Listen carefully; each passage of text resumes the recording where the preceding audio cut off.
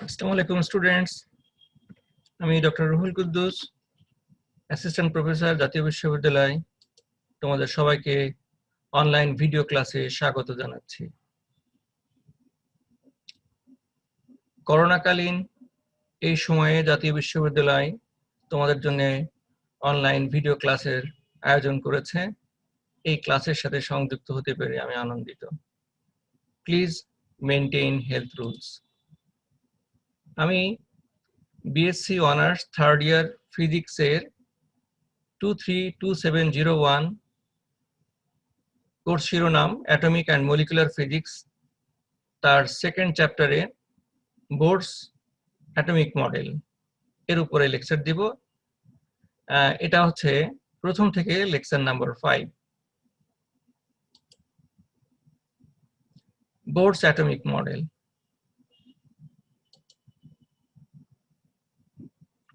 বোরস atomic মডেলের আগে আরো কয়েকটা অ্যাটমিক মডেল ছিল, যেগুলো আমরা এর আগের লেকচারগুলোতে ডিসকাস করেছি, যেমন পাম পুডিং মডেল, রাদারফোর্ডস মডেল। প্রতিটা মডেলেরই কিছু কিছু ডিফেক্ট ছিল এবং পরবর্তী সায়েন্টিস্ট এসে ওই ডিফেক্টগুলা ওভারকাম করেন। সো রাদারফোর্ড মডেলের যে প্রবলেম এবং লিমিটেশন গুলো ছিল, তার কিছুটা বোরস মডেলে মডিফাইড হয়, অর্থাৎ কারেকশন হয়, ইমপ্রুভ করে। বোরস মডেল কি কি পোস্টুলেট দেয় সেগুলো এখন এখানে মেনশন করতেছি। According to Bohr's model, a small positively charged nucleus is surrounded by revolving negatively charged electrons in fixed orbits. Mr. Bohr, he concluded that electron will have more energy if it is located away from the nucleus, whereas the electron will have less energy if it is located near the nucleus. তার মানে আমি সেন্টারে যদি একটা positive nucleus consider করি, এটা nucleus, এর surrounding এ electron গুলা যে অরবিটে ঘুরবে, এই অরবিটাল, এটা হচ্ছে নিউক্লিয়াস, আর এই সার্কুলার পাথ গুলা হচ্ছে orbit.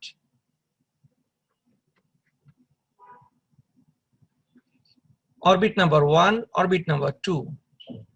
Energy in orbit 2 is greater than energy for orbit 1. এই শেলগুলোতে ইলেকট্রন মুভ করবে।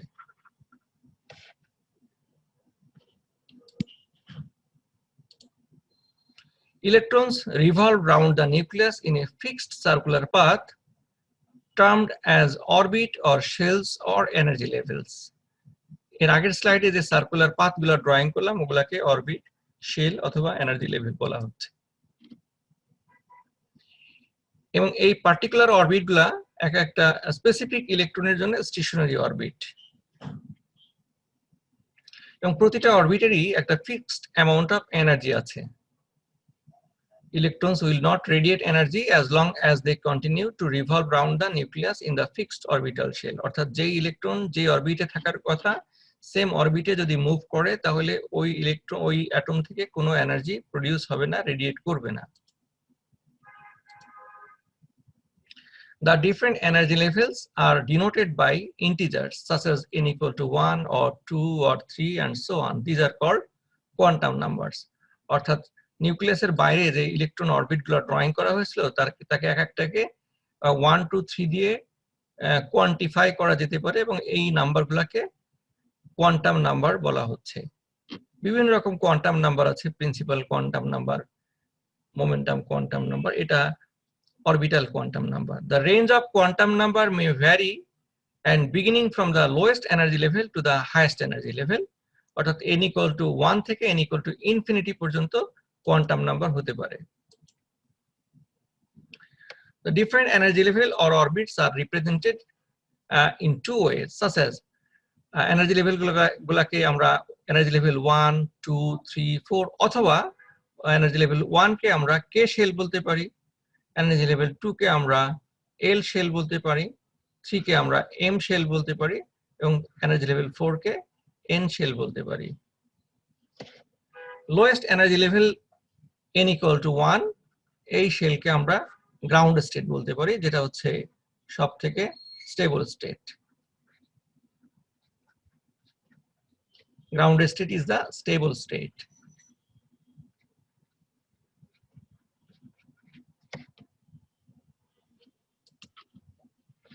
The change in energy occurs when the electrons jump from one energy level to the other.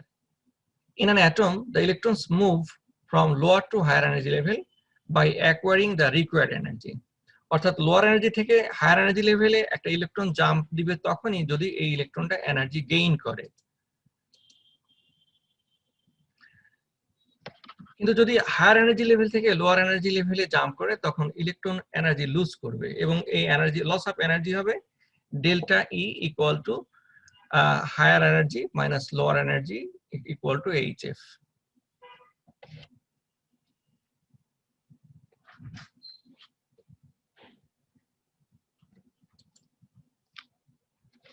এখানে nucleus এবং ইলেকট্রনের orbit গুলা দেখানো আছে।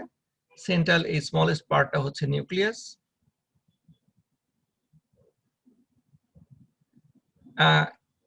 এই অ্যারো দিয়ে বোঝানো হচ্ছে যত আউটওয়ার্ড যাওয়া হবে এনার্জি তত বাড়তে থাকবে।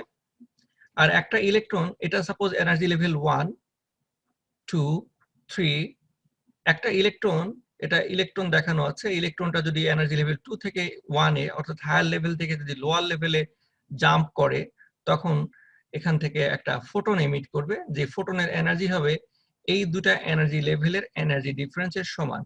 সেটাই এই ইকুয়েশনে এখানে দেখানো আছে। Energy released delta E equal two the energy difference of the two transition levels E1 minus E2, এবং সেটা হচ্ছে HF, যেখানে H কি এটা এর আগের লেকচার গুলাতে বলা ছিল। প্ল্যাঙ্কস কনস্ট্যান্ট, ম্যাক্স প্ল্যাঙ্কস এর ভ্যালুটা বের করেন।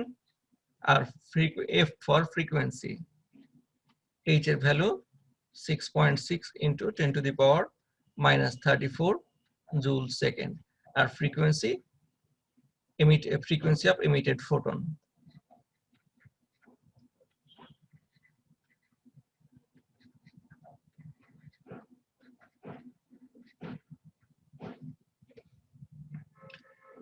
তাহলে যদি একটা ইলেকট্রন লেভেল 3 থেকে যদি 1 এ জাম্প করে তাহলে এনার্জি ডিফারেন্স বেশি হবে। In that case energy difference বেশি হলে ফ্রিকোয়েন্সিও বেশি হবে। ইন দ্যাট কেস এটা হবে E1 minus E3 equal to H F1, for example F1. So higher the energy difference, higher the frequency. F1 must be greater than F.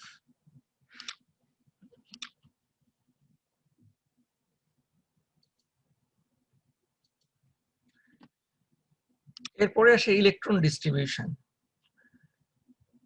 বোরস atomic মডেলে, Rutherford মডেলে বলা হয়েছে ইলেকট্রনগুলো অরবিটে রোটেট করে, কিন্তু ইলেকট্রন ডিস্ট্রিবিউশন সম্পর্কে কোনো আইডিয়া দেওয়া হয় না। সেখানে বোর অ্যাটমিক মডেলে এই সম্পর্কে আর একটু ডিটেইল বলা হয়েছে। তিনি বলছেন যে ফার্স্ট অরবিট এনার্জি লেভেলকে আমরা কে শেল বলতে পারি এবং এখানে ম্যাক্সিমাম দুইটা ইলেকট্রন হোল্ড করতে পারে। সিমিলারলি সেকেন্ড অরবিটকে আমরা এল শেল বলতে পারি এবং এখানে ম্যাক্সিমাম 8 ইলেকট্রন অ্যাকোমোডেট করতে পারে। থার্ড শেলকে আমরা এম শেল বলতে পারি এবং এখানে ম্যাক্সিমাম 18 ইলেকট্রন অ্যাকোমোডেট করতে পারে। সিমিলারলি ফোর্থ শেলকে হয়তো আমরা এন শেল বলবো এবং সেখানে ম্যাক্সিমাম 32 ইলেকট্রনকে অ্যাকোমোডেট করতে পারবে। So the orbits continue to increase in the similar manner. এখানে শেলগুলাকে সার্কুলার শেল হিসেবে দেখানো হয়েছে। সেন্ট্রালি পজিটিভ নিউক্লিয়াস, শেল 1, 2, 3, 4 অথবা KLMN শেল, যেটা একটু এর আগে মেনশন করা হয়েছে। এখন এই যে পোস্টুলেট গুলা দেওয়া হয়েছে সেখানেও কিছু ইনফরমেশন গ্যাপ আছে যেগুলা পরবর্তীতে ক্লিয়ার হয়। যেমন মিস্টার জিম্যান উনি একটা অবজারভেশন, তার অবজারভেশন ছিল যে যখন একটা ইলেকট্রোম্যাগনেটিক রেডিয়েশন কোনো অ্যাটম থেকে এমিট করে, সেটা যখন আর একটা ম্যাগনেটিক ফিল্ড দিয়ে পাস করে তখন এটা এফেক্টেড হয়, অর্থাৎ স্ট্রেট লাইনে পাস নাও করতে পারে। কিন্তু বোরস মডেল থেকে এই যে জিম্যান এফেক্ট এটাকে ক্লিয়ারলি ক্লারিফাই করতে পারেন নাই। এবং বোরস মডেল হাইজেনবার্গের যে আনসার্টিনিটি প্রিন্সিপাল আছে যে একই সময়ে একই জায়গায় দুটা ঘটনা ঘটতে পারে না বা দুটা জিনিস একই সময়ে একই জায়গায় হোল্ড করতে পারে না, সেই আনসার্টিনিটি প্রিন্সিপাল এবং বোর মডেল এটা কন্ট্রাডিক্টরি ছিল। Even Bohr's model has failed to explain how to determine the spectra of larger atoms like hydrogen atom বা helium atom এগুলোর সম্পর্কে বোরস মডেল দিয়ে ক্লিয়ারলি এক্সপ্লেইন করা যায়, কিন্তু লার্জার অ্যাটম মানে যেগুলা মলিকুলার অ্যাটমিক ম্যাস বা ম্যাস নাম্বার টু হাই সেগুলোর সম্পর্কে ক্লিয়ার আইডিয়া দিতে পারেন নাই।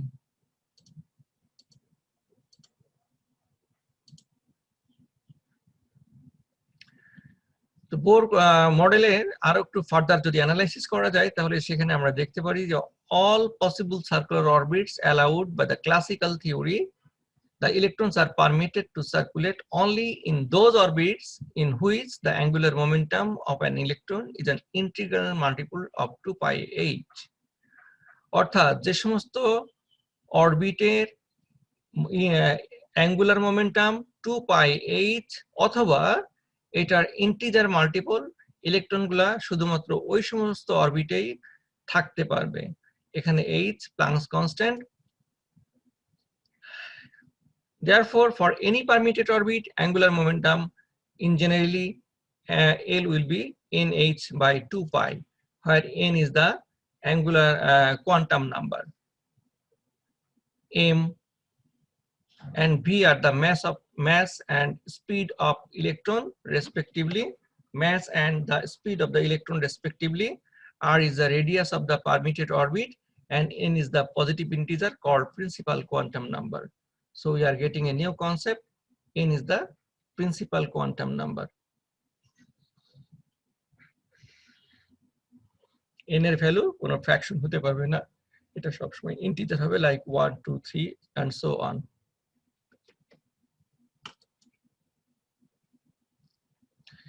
এই যে L equal to nh by 2 pi এটাই বোরস ফেমাস কোয়ান্টাম কন্ডিশন বা কোয়ান্টাম থিওরি, অর্থাৎ এখান থেকে কোয়ান্টাম কনসেপ্টের শুরু হলো, কোয়ান্টাম মেকানিক্সের সূত্রপাত হলো এখান থেকে।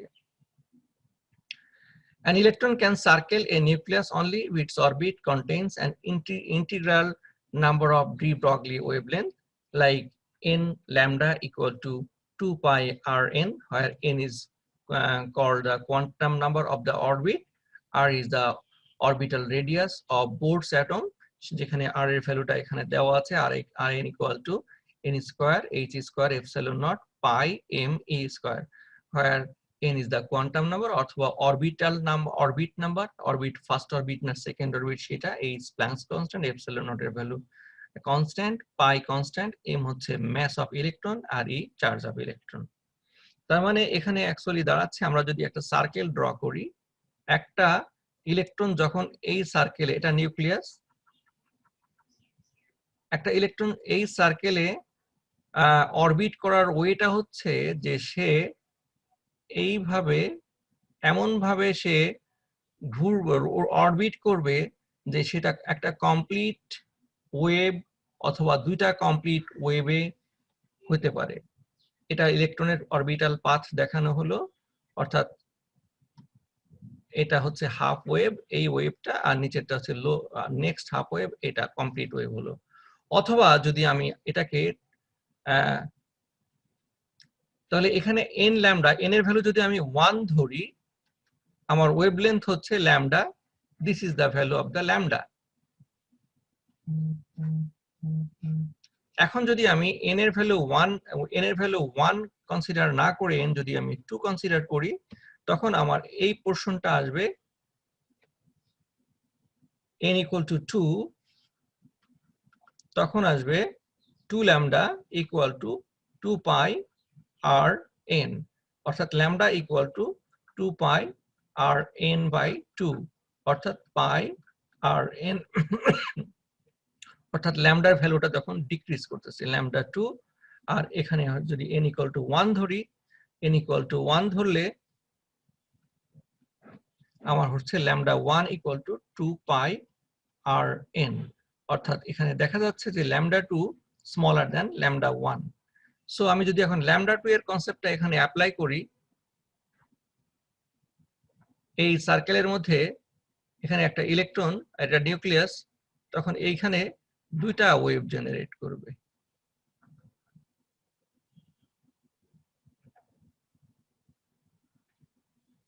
এখান থেকে এটা একটা ওয়েভ, এখান থেকে এটা আরেকটা ওয়েভ, অর্থাৎ এখান থেকে 2λ মানে সেম স্পেসে এখন 2λ দুটা ওয়েভ চলে আসবে।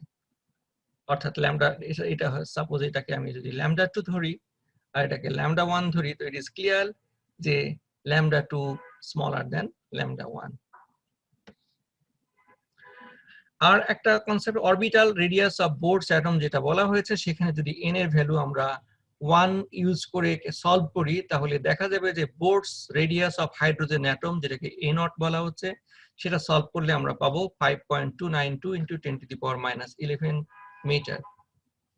এটা হচ্ছে হাইড্রোজেন অ্যাটমের স্মলেস্ট, মানে n এর ভ্যালু 1। হাইড্রোজেন অ্যাটমে আমরা জানি হাইড্রোজেনের একটা প্রোটন থাকে সেন্টারে, আর অরবিটে থাকে একটা ইলেকট্রন, কারণ হাইড্রোজেনের অ্যাটমিক সিম্বল এটা, অর্থাৎ হাইড্রোজেনের প্রোটন 1 ইলেকট্রন 1, অর্থাৎ এটা হলো হাইড্রোজেনের যদি নিউক্লিয়াস ধরি আমি, সেন্টারে আছে নিউক্লিয়াস, নিউক্লিয়াসে থাকে একটা মাত্র প্রোটন, আর অরবিটে থাকে একটা মাত্র ইলেকট্রন। তাহলে এই রেডিয়াস যেটা a0, এই a0 এর ভ্যালুটা এখানে সলভ করলে পাওয়া যাবে 5.292 × 10⁻11 metre.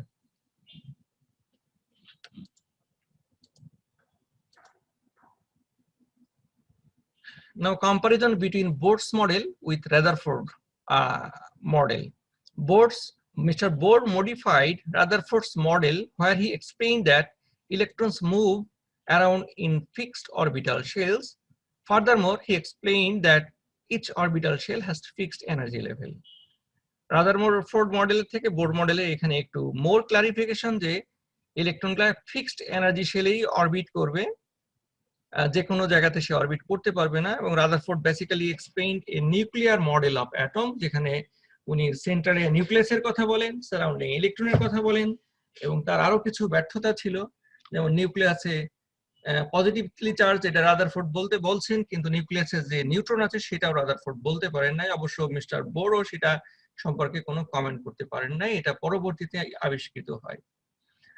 Bohr explained about electrons and different energy levels associated with it. অর্থাৎ ডিফারেন্ট একটা অ্যাটমের যদি 6 ইলেকট্রনস থাকে, তাহলে এই 6 ইলেকট্রনগুলো কিভাবে ডিস্ট্রিবিউটেড হবে, অর্থাৎ ফার্স্ট শেলে 2টা এবং পরের শেলে 4টা, এটা বোরের ক্লাসিফাই অ্যানালাইসিস থেকে ক্লিয়ার হয়।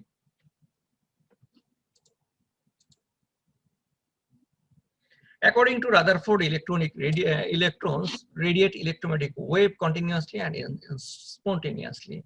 Rutherford electromagnetic wave emission সম্পর্কে ক্লিয়ার কনসেপ্ট দিতে পারেন না, উনি বলছেন এটা কন্টিনিউয়াসলি এবং স্বতঃস্ফূর্তভাবে এটা এমিট করে। According to Bohr, electrons do not emit electromagnetic wave when they orbit in their fixed shells, but they emit radiation when jumps from higher level to lower level. অর্থাৎ ফিক্সড শেলে যদি electron orbit করে, তাহলে সে কোনো radiation emit করবে না, rather higher shell থেকে যখন lower শেলে jump করবে তখন এনার্জি রেডিয়েট করবে। এটা বোরস মডেল থেকে অ্যানালাইসিস করে বের করা হয়, এবং দিস ইজ ফ্যাক্ট, এটাই সত্য। এখন এই যে ইলেকট্রনের এনার্জি লেভেল বা অ্যাটমের সারাউন্ডিং এ যে অরবিটালগুলোর যে এনার্জি লেভেল, সেগুলো সম্পর্কে ফার্দার স্টাডি করেন ফ্রাঙ্ক এবং হার্টস। তারা একটা এক্সপেরিমেন্ট ডিজাইন করেন এবং ডিফারেন্ট টাইপ অফ গ্যাস নিয়ে এক্সপেরিমেন্টটা রিপিটেডলি করেন, এবং তাদের অবজেক্টিভ ছিল যে অ্যাটমগুলার যে ইলেকট্রনিক লেভেল, সেগুলার এনার্জি লেভেলগুলা কি হতে পারে। So to demonstrate, that the objective ছিল to demonstrate the discrete or quantized energy level in atoms by observing the energy loss by electrons that scatter from atoms. এখানে এক্সপেরিমেন্টটা detail describe করব। প্রথমে এই first diagram যেটা আছে, এই ডায়াগ্রামটা আগে একটু এক্সপ্লেইন করি। এখানে মার্কারি গ্যাস নিতে হবে, মার্কারি ইন গ্যাসিয়াস স্টেট, এখানে একটা ক্যাথোড আছে, গ্রিড আছে আর প্লেট আছে। C for cathode, G for grid and P for plate.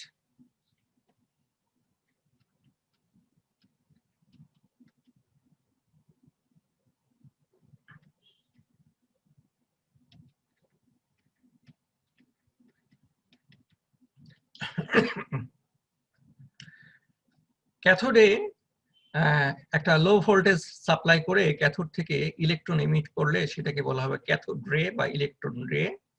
এই গ্রিডে ইলেকট্রনগুলা নেগেটিভলি চার্জ। গ্রিডে আমরা দেখতেছি যে পজিটিভ চার্জ দেওয়া আছে, অর্থাৎ ইলেকট্রনগুলা এই পজিটিভ চার্জ দিয়ে অ্যাক্সেলারেট করবে এবং অ্যাক্সেলারেট করার সময় এখানে যে মার্কারি অ্যাটমগুলো আছে সেই মার্কারি অ্যাটমের সাথে সে কলিশন করবে।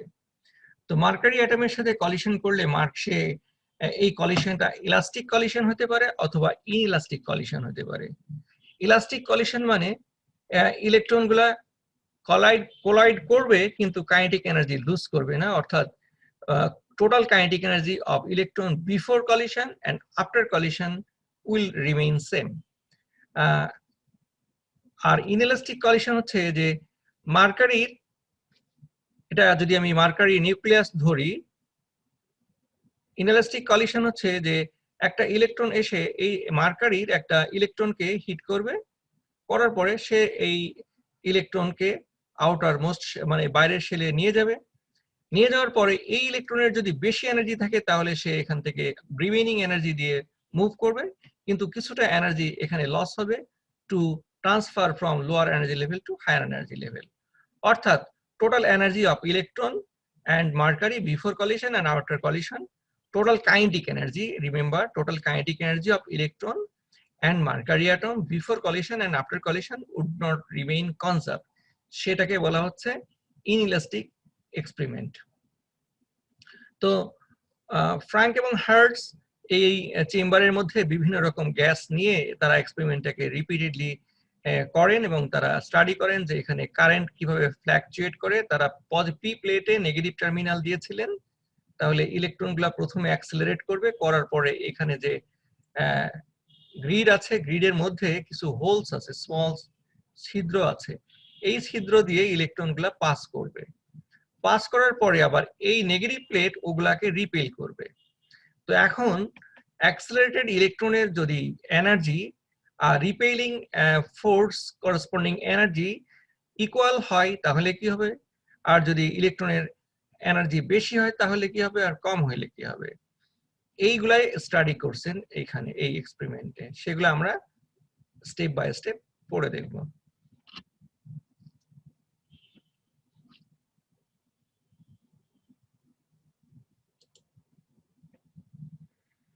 সেকেন্ড ডায়াগ্রামে এই যে আমি এখানে যে ডায়াগ্রামটা দিয়েছি সেটা একটু এখানে মেনশন করা হয়েছে। ইনকামিং ইলেকট্রন, এটা একটা অ্যাটম যার সেন্ট্রালে নিউক্লিয়াস বা প্রোটন আছে, প্রোটনের চারিদিকে নিউক্লিয়াসের চারিদিকে ইলেকট্রন আছে। যদি এই ইলেকট্রন ওই ইলেকট্রনকে হিট করে ইনইলাস্টিক স্ক্যাটারিং এ এটা হায়ার এনার্জি লেভেলে যাবে এবং এই ইলেকট্রনের যদি এক্সেস এনার্জি থাকে তাহলে রিমেইনিং এনার্জি নিয়ে সে স্ক্যাটার্ড হবে।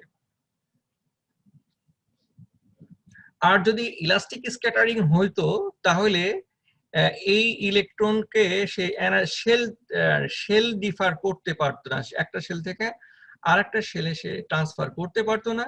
রাদার যে এনার্জি তার ছিল সেম এনার্জি নিয়ে সে এদিকে বের হয়ে যেত, অথবা কিছুটা এনার্জি এটাকে ট্রান্সফার করত, কিন্তু এটাও মুভ করতো উইথ কাইনেটিক এনার্জি, অর্থাৎ total kinetic energy before and after collision would remain same. এটা তোমাদেরকে মনে রাখতে হবে, ইলাস্টিক স্ক্যাটারিং, ইলাস্টিক কলিশন এবং ইনইলাস্টিক কলিশনের এটা। সো ইলাস্টিক কলিশনে কি হবে আমি এখানে একটু মেনশন করে দেই। Total KE before collision equal to total KE after collision.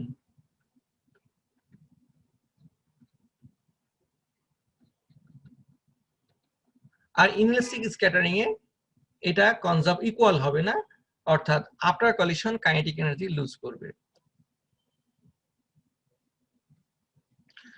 So if incoming electron does not have enough energy to transfer electron from E2 to E1, then elastic scattering.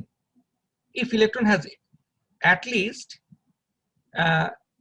kinetic energy equal to the energy difference of the two energy level, then inelastic scattering, and the electron does not make it to the plate P, so there would be loss of current.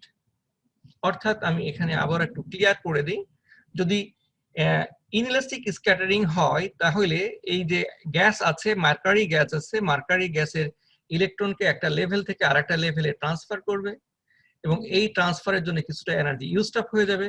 সেই loss of এনার্জির কারণে যখন grid থেকে বের হবে তখন ওইটার ভোল্টেজটা ড্রপ করবে এবং যখন এই ভোল্টেজটা ড্রপ করবে তখন এই রিভার্স পোটেনশিয়াল ওইটাকে আর এখানে রিচ করতে দিবে না, তখন এখানে কারেন্ট রিডিং হঠাৎ করে ডিক্রিজ করবে, কারেন্ট রিডিং ডিক্রিজ করবে। দেখা যাক পরের স্লাইডে এই সম্পর্কে কি ডিসক্রাইব করা হয়। এখানে এই কারেন্ট আউটপুট এবং ভোল্টেজের একটা গ্রাফ দেখানো আছে। y axis এ কারেন্ট আর x axis এ ভোল্টেজ। ভি নটটা কোন ভোল্টেজ আমরা আগের স্লাইডে একটু দেখে আসি।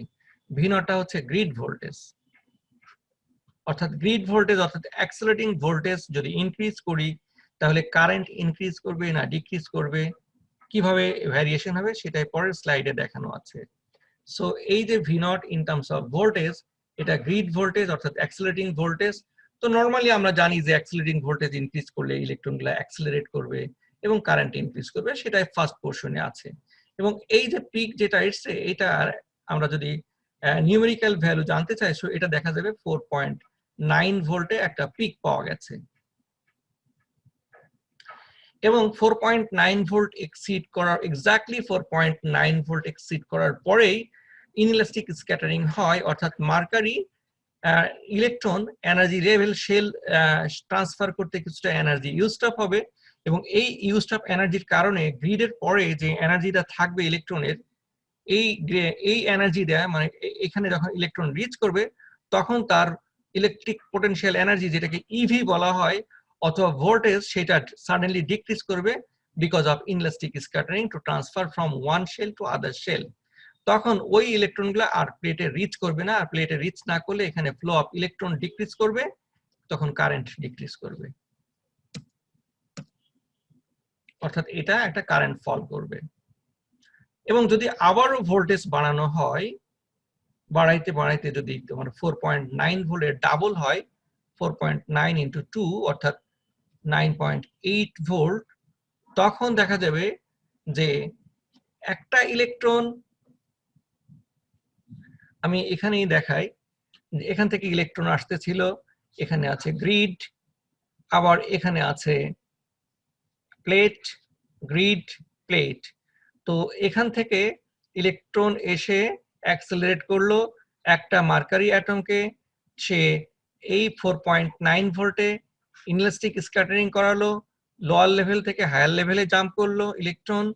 তারপরেও এটার এক্সেস এনার্জি আছে, সে করবে কি পরে আরেকটা অ্যাটমকে, সেকেন্ড আরেকটা অ্যাটমের, মার্কারি অ্যাটমের ইলেকট্রনকে লোয়ার লেভেল থেকে হায়ার লেভেলে জাম্প করাতে পারবে, অর্থাৎ একই ইলেকট্রন দুইটা অ্যাটমকে জাম্প করাতে পারবে।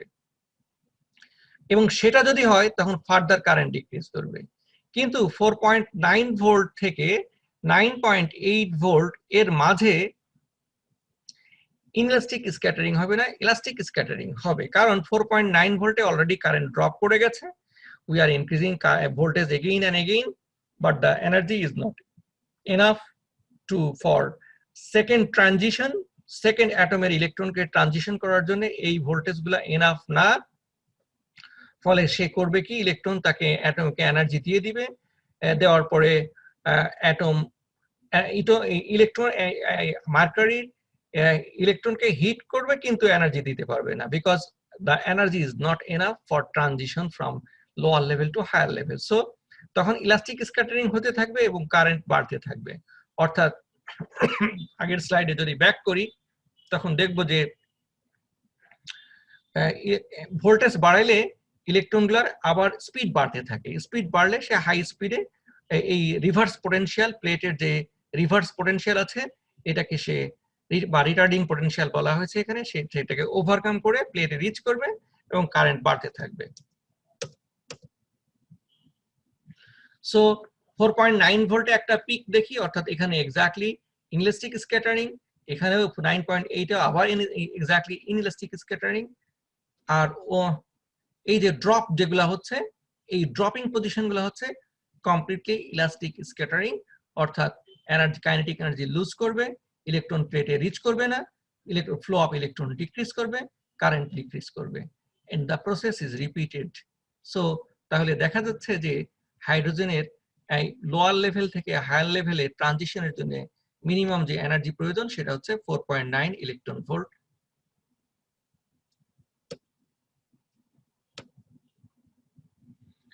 এখন যদি n number of inelastic collision হয় তখন energy gain by the electron, I repeat, inelastic collision, তাহলে the energy gained by the electron n equal to n number of collision into EA plus delta n, where EA is the lowest excitation energy, অর্থাৎ এই যে যেটা বলতেছিলাম ground state থেকে first লেভেলে যাওয়ার জন্য যে মিনিমাম এনার্জি দরকার হবে সেটা হচ্ছে lowest excitation energy plus delta n is the additional energy. The spacing between two minima in the Frank-Hertz curve is given by delta En equal to energy of the nth level minus energy of the nth minus 1 level, and that is equal to এই যে En এর পরিবর্তে যদি আমি এই এক্সপ্রেশনটা এখানে use করি এবং En minus 1 যদি এখানে প্লেস করি তাহলে এগুলা সলভ করে আমরা ফাইনালি পাবো 1 plus lambda by L 2n minus 1 into EA. Lambda mean free path অর্থাৎ দুটা কলিশনের মধ্যে যে শর্টেস্ট ডিসটেন্স, আর এলটা হবে angular momentum.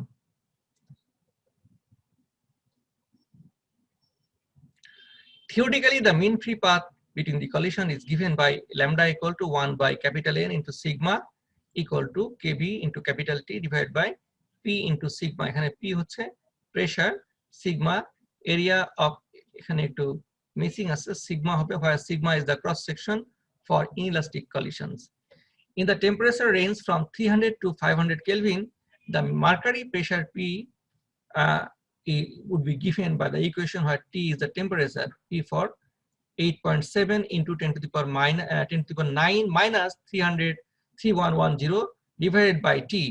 T temperature either 300 Kelvin or 500 Kelvin or any temperature, এর উপরে ডিপেন্ড করে এই প্রেসারে, মার্কারি প্রেসারে এক্সপেরিমেন্টটা করা হয়, অর্থাৎ ডিফারেন্ট টেম্পারেচারের সাথে প্রেসার ভ্যারি করে, প্রেসার ভ্যারি করলে মিন ফ্রি পাথ ভ্যারি করবে, মিন ফ্রি পাথ ভ্যারি করলে এখানে আমার এই যে ডেল্টা ইএন এটাও ভ্যারি করবে, অর্থাৎ এনার্জি রিকোয়ার্ড এনার্জিও ভ্যারি করবে, অর্থাৎ সবকিছু একটার সাথে আরেকটা লিঙ্কড আছে। তো স্টাডি করে দেখা গেছে যে মার্কারি এর গ্রাউন্ড স্টেটের energy level -10.4 electron volt, first excited এর এনার্জি লেভেল -5.44 ইলেকট্রন ভোল্ট, এবং এই দুটা এনার্জি ডিফারেন্স যদি আমরা বের করি, অর্থাৎ ফার্স্ট লেভেল আর সেকেন্ড গ্রাউন্ড স্টেটের এনার্জি ডিফারেন্স, তো আমরা দেখি যে ডিফারেন্সটা আসে 4.98 electron volt. This is the energy required to transfer an electron from ground state to first excited state. এই যে ভ্যালুটা আমরা পেয়েছি, this value is equal to the first excitation energy of mercury in Frank-Hertz experiment. Frank-Hertz experimented first excitation energy. এখন conclusion draw করা যাক। Electrons with certain specific energies were not passing through the tube if the electrons had energies, তার মানে ইলেকট্রনের কি energy, less than 4.9 electron volt. যদি তার থেকে কম হয়, they bounced off the mercury atoms with no loss of energy and continued to the anode. তারা মার্কারির সাথে কলিশন করে বাউন্স অফ হবে এবং এনার্জি লস না করে সে প্লেটের দিকে মুভ করবে, কারেন্ট ইনক্রিজ করতে থাকবে। কিন্তু যদি ইলেকট্রনের এনার্জি এক্স্যাক্টলি 4.9 ইলেকট্রন ভোল্ট হয়, they collided with mercury atoms and transferred all of their energy to the atom and did not reach to the anode. Anode reach করবে না, causing the current to drop. তখন এনার্জিটা ইলেকট্রনের যে energy দিয়ে দিবে সেটা ট্রানজিশনের জন্য ইউজড আপ হয়ে যাবে পুরোটাই, এবং তখন ইলেকট্রন প্লেটে রিচ করবে না, ফলে কারেন্ট ড্রপ করবে। কিন্তু যদি এনার্জিটা এর থেকে বেশি হয় তখন কি হবে? They collided with atoms, they gave up 4.9 eV of energy, যতটুকু মিনিমাম এনার্জি দরকার সেটা তাকে দিয়ে দিবে, but still have some energy left to travel to the anode, মানে প্লেটে রিচ করার জন্য তারপরেও কিছুটা এনার্জি থাকবে, তখন তাহলে একটু কারেন্ট ইনক্রিজ করবে। Frank and Hertz observed emission spectra of vapor during electron bombardment. Vapor বলতে অ্যাকচুয়ালি এখানে different types of atomic vapour নিয়ে রিপিটেডলি বম্বার্ড করে করে তারা এই এক্সপেরিমেন্টটা ক্যারি আউট করেছেন, এবং the critical potential due to the atomic energy level. Critical potential বলতে অ্যাকচুয়ালি একটা লেভেল থেকে, লোয়েস্ট লেভেল থেকে, গ্রাউন্ড স্টেট থেকে ফার্স্ট স্টেটে রিচ করার জন্য যে মিনিমাম এনার্জি দরকার সেটাকে ক্রিটিক্যাল এনার্জি লেভেল বলা হয়েছে, এবং সেই এনার্জিটা হচ্ছে 4.9 ইলেকট্রন ভোল্ট। এবং এই এনার্জি রিকোয়ার্ড, এই এনার্জিতে একটা 253.6 ন্যানোমিটারের একটা স্পেকট্রাল লাইন পাওয়া যায় ইন কেস অফ মার্কারি। এখানে আমি আগেই বলেছি ডিফারেন্ট টাইপস অফ ভ্যাপার, তার মধ্যে যদি আমরা মার্কারি কনসিডার করি তাহলে দেখা যাচ্ছে যে তার ক্রিটিক্যাল ইলেকট্রন এনার্জি লেভেল হচ্ছে 4.9 ইলেকট্রন ভোল্ট, এবং তার করসপন্ডিং 253.6 ন্যানোমিটার স্পেকট্রাল লাইন পাওয়া যাচ্ছে। এবং যদি আমরা উল্টা ভাবেও চিন্তা করি, 253.6 ন্যানোমিটারের একটা ইলেকট্রোম্যাগনেটিক ওয়েভ যে পরিমাণ এনার্জি ক্যারি করে সেটা যদি ক্যালকুলেশন করে দেখি, অর্থাৎ E equal to hc by lambda, এখানে ল্যামডার ভ্যালু 253.6 ন্যানোমিটার ধরে সলভ করলে যে এনার্জি আসে সেটাও আমরা দেখি 4.9 ইলেকট্রন ভোল্ট। অর্থাৎ এই দুটা রেজাল্ট থেকে এটা ক্লিয়ারলি বোঝা যায় যে এনার্জি লেভেলগুলা discrete, that means quantized. So এই যে কোয়ান্টাইজড বা ডিসক্রিট, এখান থেকেই quantum number, quantized, quantum mechanics এর সূত্রপাত হয়। তো এই স্লাইডগুলা তৈরি করতে আমি আর্থার বেইজারের কনসেপ্ট অফ মডার্ন ফিজিক্স এই বইটার হেল্প নিয়েছি। তোমরা যদি পড়তে ফার্দার স্টাডি করতে চাও তাহলে আর্থার বেইজারের এই বইটা পড়তে পারো। এছাড়া আরেকটা বই আছে Weidner RT and Sells RL elements of modern physics, এটাও তোমরা দেখতে পারো। So this is about today's class. আশা করি তোমরা বুঝতে পারছো। যদি কোনো কোশ্চেন থাকে তোমরা আমাকে এই ইমেইল আইডিতে পাঠাতে পারো, আমি তোমাদেরকে রেসপন্স করব। rq@nu.edu.bd. Thanks all.